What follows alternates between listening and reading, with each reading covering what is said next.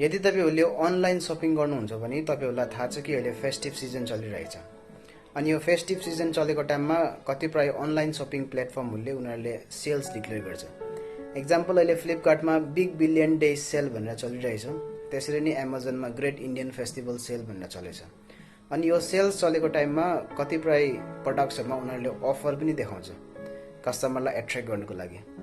Example 70% of, 80% of, 90% of पनि देखाउँछ।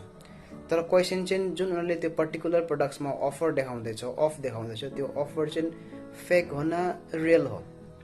कतिपय अफर त रियल पनि हुन्छ, जेन्युइन हुन्छ, तर कतिपय प्रोडक्ट्समा अफर चाहिँ त्यो फेक हुन्छ है, स्क्याम गरेको हुन्छ, प्राइसलाई म्यानिपुलेट गरेको हुन्छ हामीलाई एट्र्याक्ट गर्नको लागि खाली।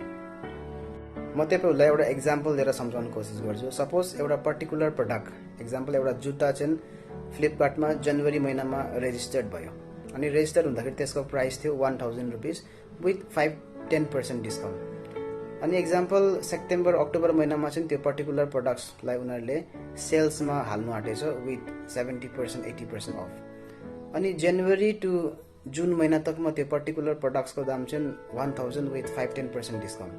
अनि सडनली उनीहरुले जुलाई महिनामा त्यो पर्टिकुलर प्रोडक्ट्सको दाम चाहिँ बढाइदियो, एक्जाम्पल 1000 बाट 1500, त्यसमा पनि 5-10% डिस्काउन्ट नै देखाइराखेको छ। अनि जतिखेर सेप्टेम्बर महिनामा फेरि सेल्स लाग्छ, त्यो सेप्टेम्बर महिनामा सेल्समा उनीहरुले त्यो प्रोडक्ट्स हाल्दाखेरि 1500 बाट 1000 मा प्राइस ल्याउँछ अनि त्यसमा अफर देखाउँछ कि त्यो अब 1500 बाट 1000 मा प्राइस नाम नि त। अनि त्यो नामेपछि उनीहरुले अब 40%, 50%, 60% अफ देखाउँछ, डिस्काउन्ट देखाउँछ। तर हामीले रियलमा हेर्दै गयो भने त त्यो पर्टिकुलर प्रोडक्टको प्राइस त स्टार्टिङमा रेजिस्टर हुँदा पनि 1000 नै थियो अनि यसलाई सेल्समा हाल्दाखेरि 50-60% अफर देखाउँदा पनि रियल प्राइस त त्यसको त 1000 नै हो नि त। व्हिच मिन्स उनीहरुले त्यो प्राइस म्यानिपुलेट गर्यो खाली त्यो पर्टिकुलर प्रोडक्ट्समा अफर देखाउनको लागि मात्रै, 60% अफ, 70% अफ देखाउनको लागि। किनकि हामी धेरैजनालाई अब एउटा पर्टिकुलर प्रोडक्ट्सको दाम चाहिँ 3 महिना अगाडि, 4 महिना अगाडि, नभए 6 महिना अगाडि चाहिँ कति थियो भनेर त्यो याद राख्नु अलिक गाह्रै हुन्छ। अब त्यो प्रोडक्ट्सको अफर चाहिँ फेक हो न रियल हो, नभए प्राइस म्यानिपुलेसन भछ भएन भनेर त्यो जान्नुको लागि चाहिँ अहिले एउटा एप छ, त्यो एपको नाम चाहिँ हो बाई हटके। त्यसमा हामीले गुगल क्रोममा खोजे पनि पाउँछ। जस्ट बाई हटके भनेर गुगल क्रोममा सर्च गरेर अनि त्यो फर्स्ट लिङ्क ओपन गरेपछि त्यहाँनिर हामीलाई सर्च गर्ने अप्सन भेट्छ।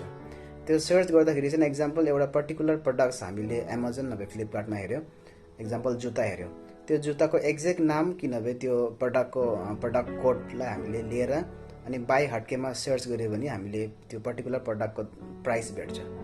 सपोज एक्जाम्पल फ्लिपकार्टमा अहिले त्यो सेल्स देखाउँदाखेरि त्यसको प्राइस कति छ, त्यसलाई डिस्काउन्ट कति देखाएको छ हो त्यो, अनि बाई हटकेमा जुन अहिले करेन्ट प्राइस देखाउँदैछ त्यो मिल्छ मिल्दैन। इफ त्यो प्राइस मिल्दैन भने चाहिँ सपोज एक्जाम्पल बाई हटकेमा चाहिँ 1000 रुपीस छ अनि त्यहाँबाट यता फ्लिपकार्ट नभए अमेजनमा 60% अफ, 50% अफ देखाउँदा पनि 1000 नै छ भने त्यो रियल अफर होइन। अनि हामीले त्यो बाई हटकेको तलपट्टि गयो भने त्यो पर्टिकुलर प्रोडक्टको प्राइस हिस्ट्री पनि देखिन्छ।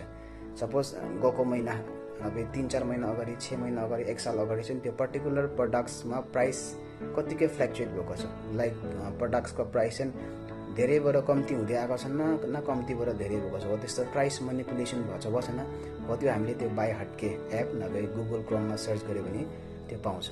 त्यसको लागि अहिले अफर चलेको रहेछ, सेल्स चलिरहेछ, तर पनि तपाईहरुले आत्तेर शपिङ नगर्नुहोस् अनलाइनमा। त्यो 60% 70% अफ देखेको लागि शपिङ गर्नुभन्दा अगाडि त्यो बाई हटकेमा त्यो प्रोडक्ट्सको डिटेल्स लिएर बाई हटकेमा चेक गर्नु अनि त्यहाँबाट त्यसको प्राइस हिस्ट्री पनि चेक गर्नु कि त्यो जुन अफर देखाउँदैछ त्यो रियल हो न फेक हो भनेर। Enjoy shopping. Thank you so much.